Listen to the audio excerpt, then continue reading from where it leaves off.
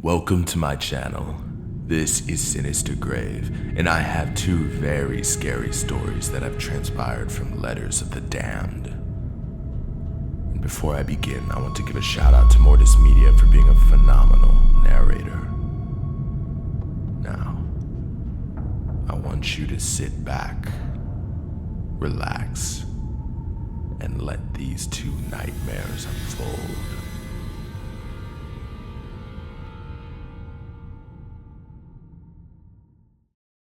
About a year ago, I got a very strange email. It contained a shocking photo of a girl who had committed suicide. It said her name was Scary Mary, and years ago, she had lived alone with her mother in a little farmhouse in the middle of nowhere. According to the story, the girl was very beautiful, but she was so insecure about her looks that she didn't believe it. She thought she was hideously ugly and hated to see herself in the mirror. And she was also very lonely and never had a boyfriend. It said she became so obsessed with her looks that she was suicidal and started cutting herself. One day, she was so depressed that she took a knife and started hacking away at her own face. She gouged out her eyes and slit her mouth open, then set fire to the house. She sat in there bleeding as the flames engulfed her, and she was burned to death. Now, the letter stated if I didn't share her story with 10 people in the next 7 days, the dead girl would come and find me. I don't believe in these sort of things, so I immediately deleted it.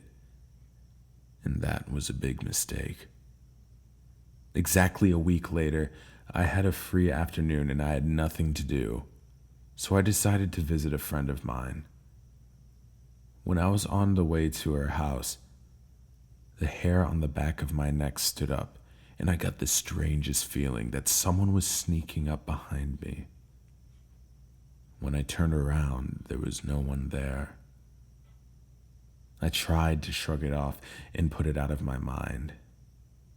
And when I finally got to my friend's house, we talked for a while. Then I excused myself to use the bathroom. After I used the bathroom, I was washing my hands in the sink, and I happened to glance into the mirror, and I saw something dripping on my shoulder. It was blood. I got such a fright, but when I put my hand up to my cheek and looked at it, there was nothing there. No gash, no blood, no nothing.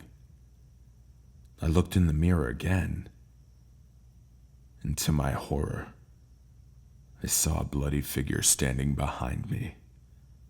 It was the girl from the email, and she was holding a knife. I screamed and I turned around, but there was nothing there. I was so scared.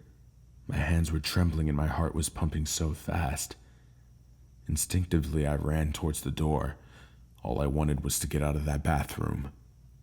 But the door would not open.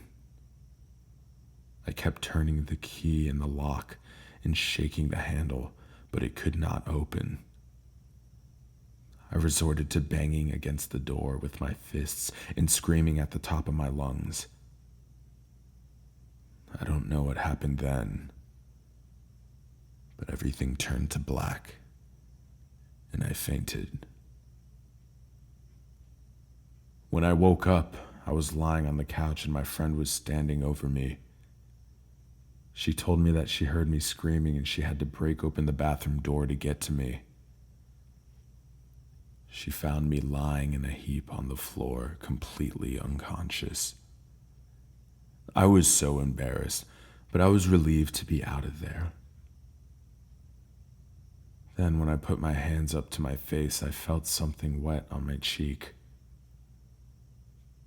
This time it was blood, and there was a gash down my cheek about an inch long. It was in the exact same spot where I saw the blood dripping on me in the mirror. Believe it or not, This really happened, and I still have that scar on my cheek to prove it. But after that, my life drastically changed for the worst.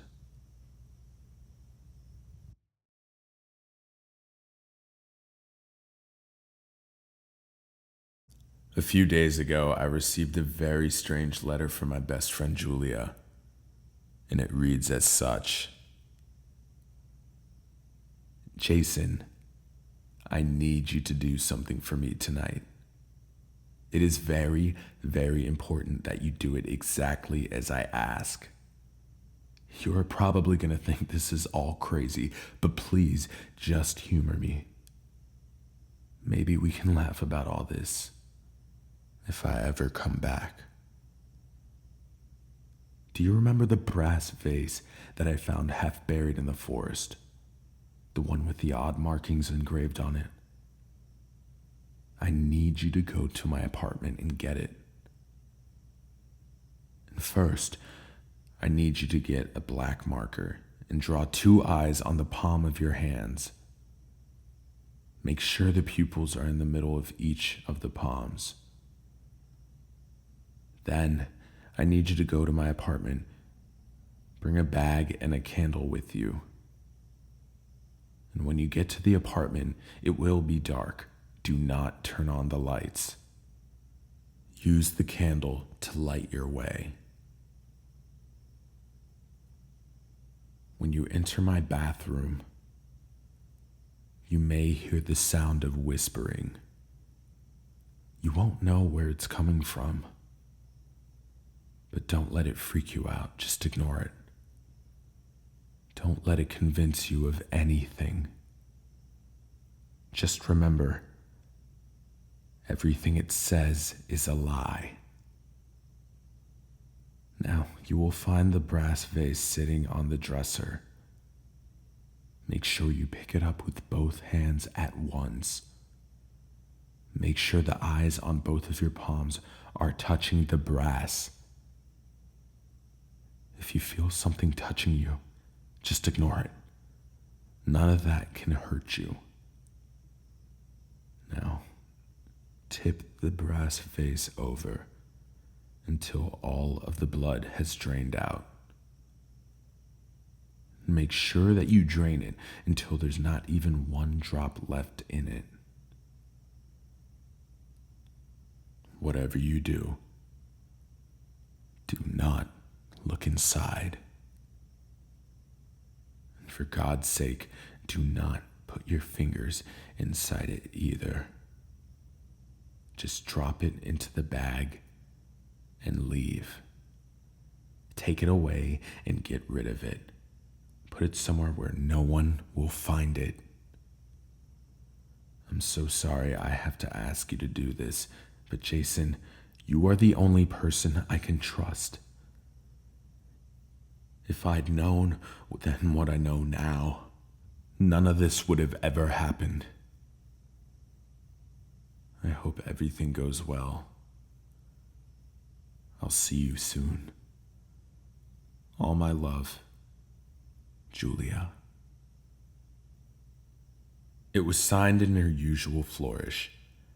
I didn't know quite what to make of it. Was she joking? Was this some sort of prank? I didn't know. But I decided to call her and find out. Her phone rang a dozen times, but she never answered. Then her answering machine kicked in. Julia here, the recording voice said. Please leave a message. And I left her a message. Hi, Julia. I know it's late, but could you give me a call? That letter that you sent kind of creeped me out, and I just wanted to check in and see that you were okay. And as I was finishing up the voicemail, I heard a strange, muffled voice. Help me, please. I froze, and I almost dropped my phone. Julia? Is that you? Julia? What's wrong? Can you hear me? Help, please. She said it again. Her voice barely above a whisper to me. I'm frightened. I'm frightened. I'm frightened. I'm frightened. Julia! Julia! I yelled and yelled, and the line went dead. I stared at my phone, her words echoing in my head. I tried to call her back, but the line was busy. I looked over to the side of my room, and I managed to find a candle and a bag. I grabbed my car keys and I left the house. I kept trying to call her all the way over to her apartment, but there was no answer. And soon enough, once I arrived, I parked outside. And when I got to the door of her apartment, I put the key in the lock and opened it. Inside, it was as dark could be. I reached in and I was about to flick on the light switch, but then I remembered. The instructions told me exactly not to do that. Do not turn the lights on.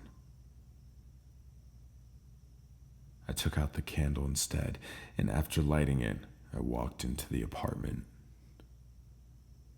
The flickering flame casted weird shadows on the wall. Julia, I whispered.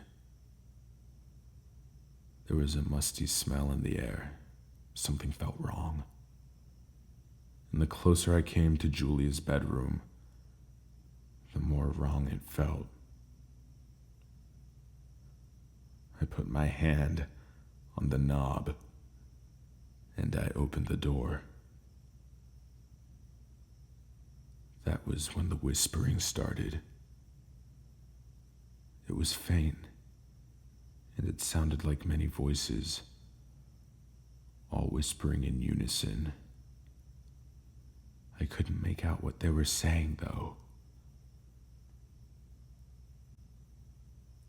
It was dark, very, very dark.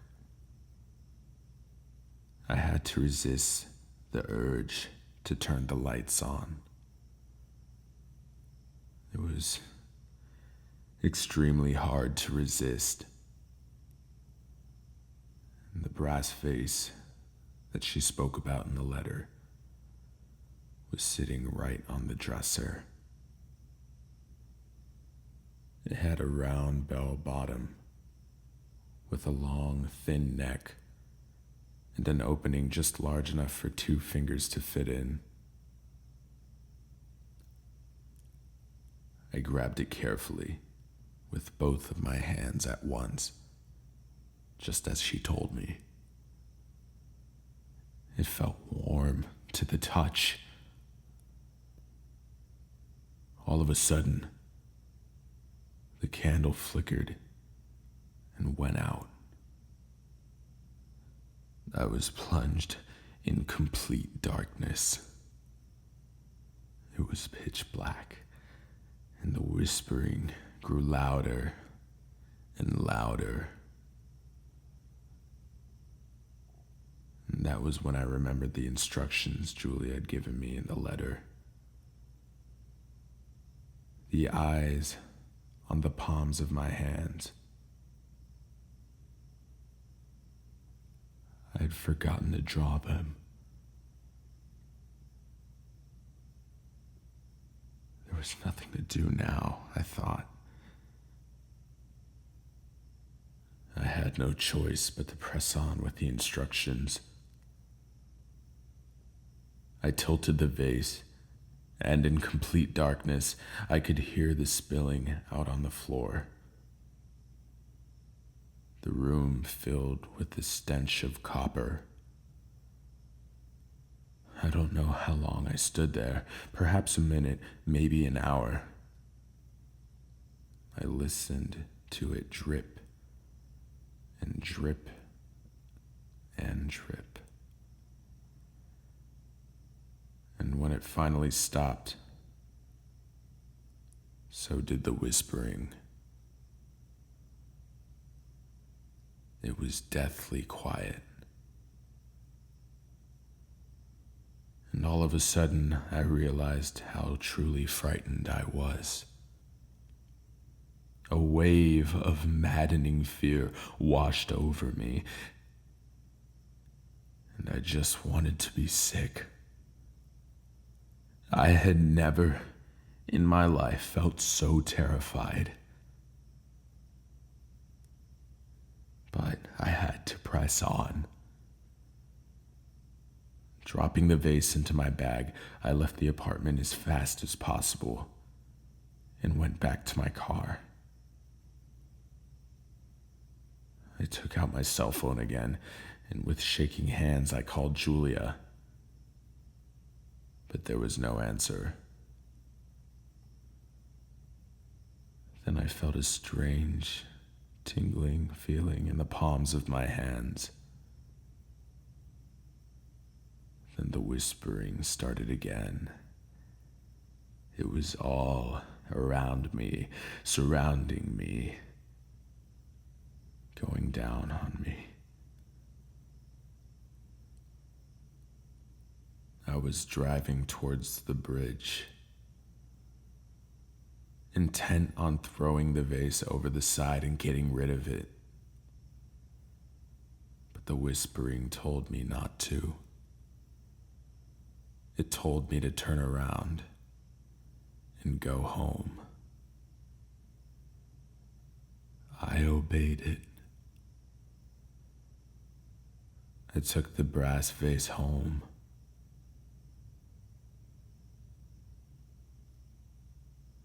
Now, each time it starts like this.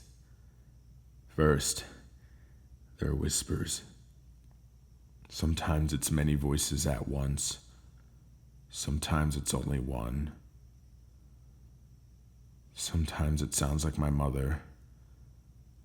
And sometimes it sounds like Julia. I always understood what they were saying. Sometimes they say, "Feed us, feed us, feed us." And then sometimes they say, "Turn on the lights, turn on the lights, turn on the lights." And sometimes they say other things. Things I don't want to repeat. The whispering gets louder and louder, and I find myself completely powerless to resist. I prick my finger with a knife and hold it over the vase, squeezing the blood into its gaping mouth. And in case you were wondering, this is how it feeds. I am a prisoner of this vase now, day and night. I must keep it filled to the brim. I'm weaker than I've ever been in my entire life, but I cannot, under any circumstances, let it get hungry. It doesn't like it when it's hungry. I don't know. Maybe I'm just going mad. Maybe my mind has snapped. But that means I'm not insane, does it? I mean, Only a lunatic would consider himself sane. If you were sane enough to question your own sanity, then you wouldn't be insane anymore, would you? Oh no. And the whispering has started again. The vase is almost full now. Maybe this time the blood will satisfy it. Maybe this time it won't demand anymore. I made one fucking fatal mistake. I forgot to draw the eyes on the palm of my hands. Julia, if you read this, I need to tell you something. I'm glad you are free now. And I'm sorry. I'm sorry I failed to follow your instructions.